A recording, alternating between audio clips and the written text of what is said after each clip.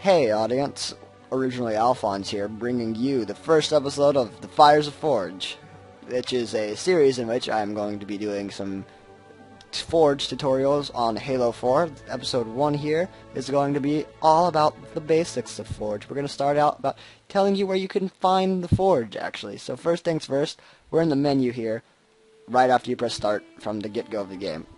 And what you want to do is you want to go down to Infinity here like I have highlighted, click on it, and then you can see Forge right here, as once again is highlighted. And this is how you get to the Forge menu. Pretty simple. And it'll bring up a menu similar to this. You might not have Monolith selected, and your character's going to look different. But, you know, other than that, it's going to be exactly the same. Now, there are a few things you need to know before we can even go into the forging.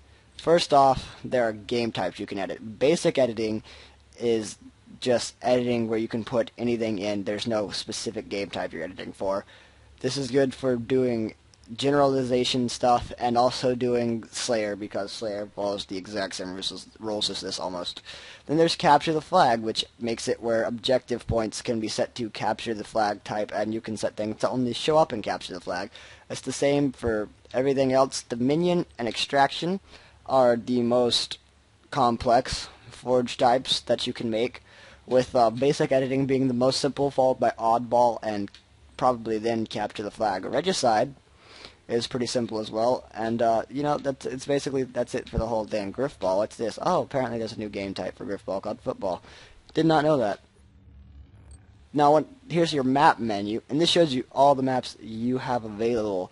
And if you see Abandoned, and then next to it says 1 items, that means I have 1 map, which is the original map. You will always have at least 1 item.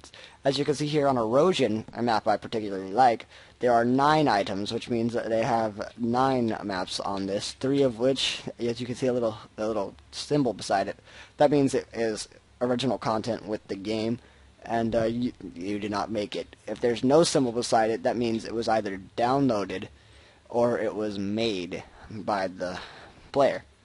Then we have game options, which here is basic game options. If you know anything about game options, you'll understand. You can set the respawn time. We're going to set ours to 3 seconds because that's the lowest it can go.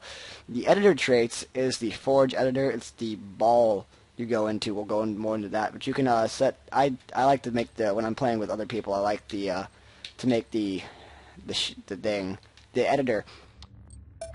I enjoy making him invulnerable, because people, if you're playing with multiple people and you're trying to make a map and they're screwing around, you can get caught in some crossfire. Base player traits. Now this is your character, your Spartan, not the editor, but your actual Spartan like you would use in an online multiplayer match.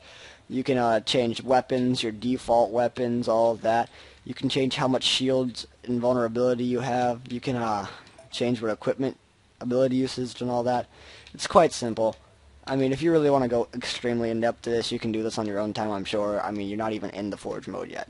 Alright, so now we're going to pick a map, and we're going to go over the basics. Like I said, like Erosion, but there are 3 blank maps, and we're going to go over those real quick. Erosion is the first blank map, and it is an underground type map area where there's nothing built there, except for 3 initial spawn points, so you can do pretty much whatever you want with that map. Same goes for Impact, except it's not Impact. Well, yes, Impact. I'm sorry. I thought Impact was another map. Same goes for Impact. Impact is on an asteroid belt in space. It has big, wide open space for any kind of contortionist maps you can make. And then I believe, nope, Harvest is a new map. I apologize, I just got a map pack and I am not familiar with the maps from it. And the last one is Ravine, and this is a map that is above ground. It's on a planet, I believe it's probably Requiem, and it has one side that's a Forerunner installation and one side that's a small plains, and in the middle is a giant ravine. On one side there is a bunch of open space that is over an ocean, and you can actually build in the ravine and over that. It's quite nice. What we're going to be using today to demonstrate our basics is Impact, because it has the most open space. So what you do is you pick your map you want, and then you wait for it to load, and you click Start Forge, and that's how you start the Forge. Now, I do realize if you know anything about forging, this is probably going to seem a little mundane to you, but just bear with me. This is for those people who know nothing about Forge. I mean, I know it seems a little mundane being like, this is how you get to Forge, blah, blah, blah, but it needs to be done. Some people just don't know anything. No offense to you if you don't. This video is meant to help you. Now here you could change your loadout. This is not really important. You're going to spawn in as a monitor. As you can see, it has a different HUD, and I am flying around. I can, the basic controls for the monitor are completely different from the basic controls for a Spartan. Left analog stick still moves you around, and right analog stick still looks around. That's basic. But as you can see over there in the corner, it says up to go to player mode. If you press up, you turn into your default Spartan, and if you fall too far, you die, of course. That was a little oversight. My bad. Didn't really think about that. Now, when you see you respawn on one of these blank maps, you'll respawn in one of the designated spawn zones, as there's no respawns. You will. The only thing on the blank maps is going to be these 3 initial spawns: a blue team, a neutral, and a red team. If you're not on, if you have more than 3 players, you will spawn around the random spawns. Now, press up to go back into monitor mode, and first we're going to go over the controls for it. First off, up and down, left and right analog stick, move around, left analog stick. But if you press RB, you will ascend. If you press LB, you will descend. If you hold LT, yes, LT. If you hold the left trigger while moving, you will go slightly faster at a better pace. Oh yes, I forgot to mention these. These are spawn cameras. They just show you what you look at when you spawn. Now I'm going to show you how to go ahead and delete all of these so that there is nothing on your map. What you do is you press B, you look at it until the little circle green. You press B and you go down to delete all of these, and yes. Really simple. Forging is really simple. Bungie originally created it. Bungie did a really great job making this nice and easy to use.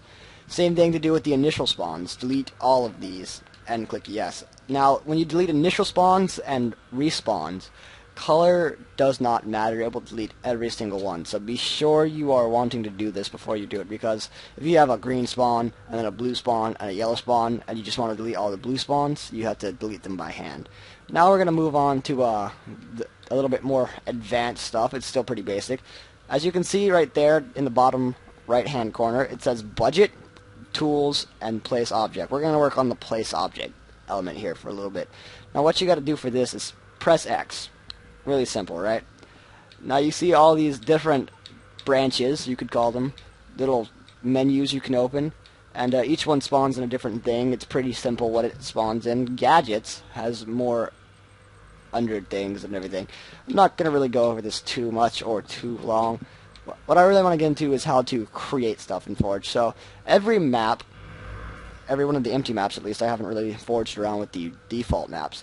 Every one of the empty maps has something just for it. So this is on impact, we have impact. Erosion has erosion, blah blah blah. If you click on it, it has stuff unique to this map and this map alone. So what we're going to do is we're going to spawn in a station 90, and as you can see here, this is a 90-degree turn. Now, you can move it around. You can hold LT and move it around a little bit quicker. You can go up and down with it, blah blah blah. But what if you don't like the angle it's at? What if you don't like the angle it's at, or how high it is, low it is, you know?